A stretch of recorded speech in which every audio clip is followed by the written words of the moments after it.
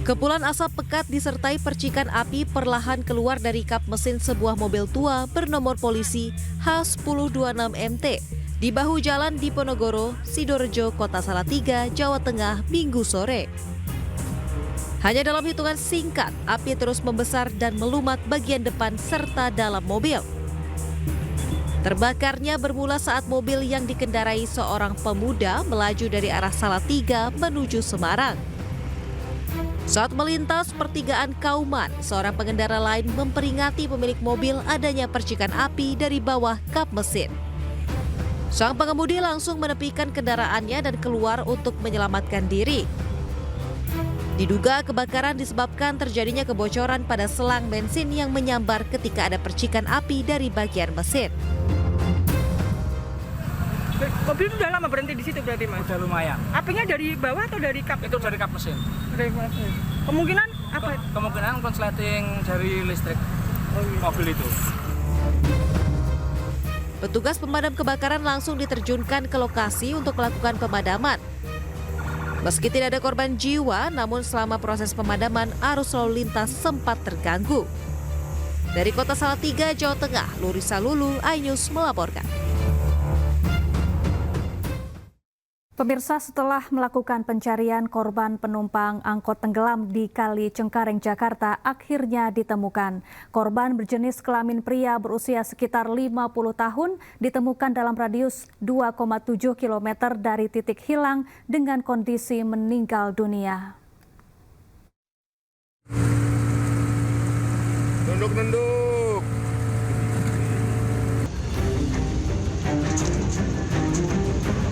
Dengan menggunakan perahu karet dan menggunakan metode pencarian lempar jangkar serta memutar-mutarkan perahu karet, tim rescue gabungan dari Basarnas dan pemadam kebakaran akhirnya berhasil menemukan seorang penumpang angkot yang tenggelam di Kali Cengkareng Drain, Jakarta Barat. Korban berjenis kelamin pria berusia sekitar 50 tahun ditemukan dalam radius 2,7 km dari titik hilang dengan kondisi meninggal dunia. Petugas langsung mengevakuasi jasad korban tanpa identitas itu ke Rumah Sakit Polri Kramat Jati untuk kepentingan otopsi.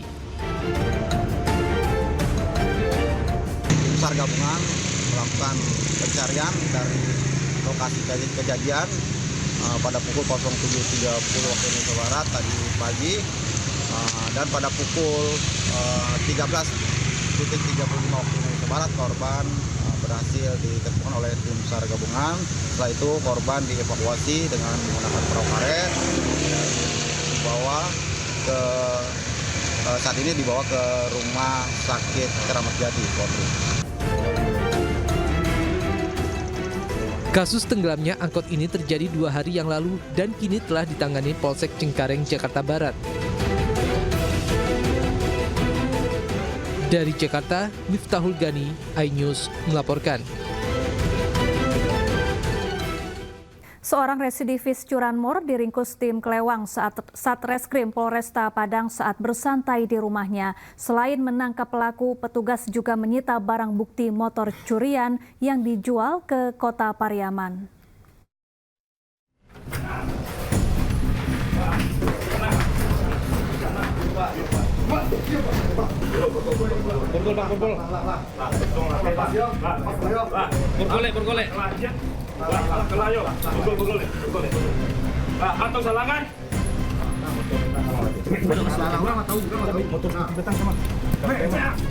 Mehmet, seorang residivis kasus curanmor berhasil diringkus petugas saat tengah bersantai di dalam kamar tidurnya. Mehmet mengaku beraksi bersama rekannya, Andi, yang saat ini masih dalam pengejaran polisi. Mehmet menjual motor hasil curiannya ke daerah Kota Pariaman seharga 2 juta rupiah. Pada saat setelah melakukan pencurian motor tersebut, si pelaku langsung menjual sepeda motor tersebut ke rekanannya di daerah Padang Pariaman. Si pelaku mencuri sepeda motor tersebut di Cendana Mata Air itu lengkap dengan kunci asli yang terletak di ruang tamu. Setelah melakukan pengembangan ke Kota Pariaman, petugas akhirnya juga berhasil mengamankan barang bukti motor curian tersebut. Atas perbuatannya, Mehmet dijerat dengan pasal 363 KUHP tentang pencurian dengan pemberatan dengan ancaman hukuman maksimal 7 tahun penjara. Dari Padang, Sumatera Barat, Budi Sunandar, iNews melaporkan. Pemirsa, seorang wanita muda ditemukan tewas di area kebun belakang Pasar Anyar, Sukatani, Purwakarta, Jawa Barat, Minggu pagi. Dari pemeriksaan polisi diduga korban pembunuhan karena ada luka lebam di bagian leher.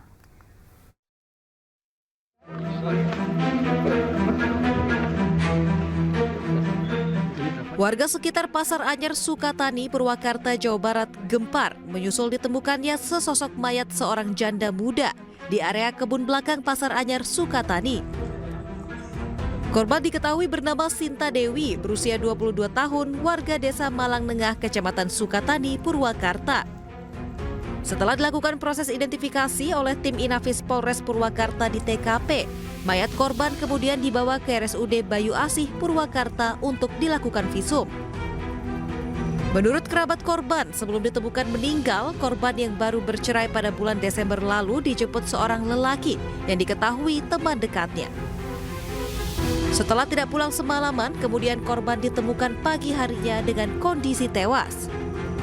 Dari pemeriksaan sementara polisi, diketahui ada bekas luka lebam di bagian leher, diduga korban menjadi korban pembunuhan. Malam itu, tahu jam berapa itu dibawa sama pacarnya. Dibawa sama pacarnya, tapi jangan ikut, katanya jangan ikut, ada yang ikut.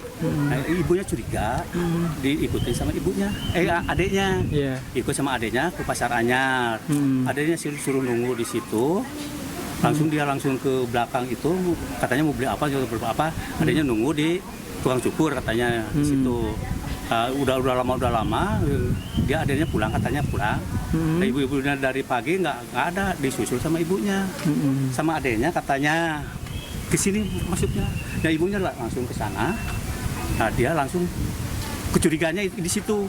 Terus ke sini dilihat ada jenazah di kebun itu. Polisi masih mengejar lelaki berinisial H atau pacar korban yang diduga merupakan pelaku. Dari Purwakarta, Jawa Barat, Irwan Saputra, iNews melaporkan.